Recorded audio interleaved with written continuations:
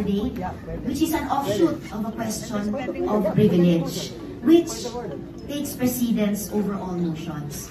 So I state my motion, Mr. President, to momentarily suspend any action, whether interpellation. Ang pinakamayamang senador, unsurprisingly, si Nepo baby Senator Mark Villar, worth 1.2 billion pesos.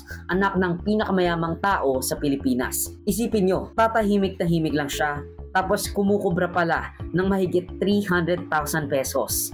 Di ba? Samantalang kasama rin ni Mark si Raffy Tulfo sa Billionaires Club as he filed jointly with his wife Jocelyn na isa ring ACT-CIS representative sa Kongreso. Ang top 2 naman sa pinakamahirap ng mga senador ay sina Senadora Risa Ontiveros with around 18.98 million pesos, which makes sense dahil nga patay na yung kanyang asawa at wala siyang kamag-anak na elected official. Pero isa sa mga pinagkakataka ng mga netizens ay ang pinakamahirap, si dating Senate President Chis Escudero na nalamangan ni Risa ng 150,000 pesos coming in at around 18.84 million pesos. Ang sasabihin mo siguro katulad ni Kiko Pangilinan at Sharon Cuneta, may prenup or may prenuptial agreement si Heart and Chis Escudero, to which I do not dispute. Talagang hiwalay ang pera nila.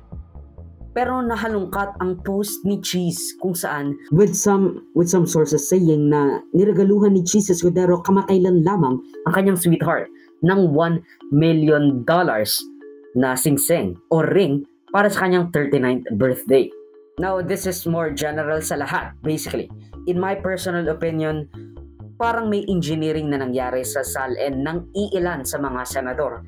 Lalo na at ang SALN version na ito ay na-declare nung, actually depends, merong 2024, may 2025, may 2020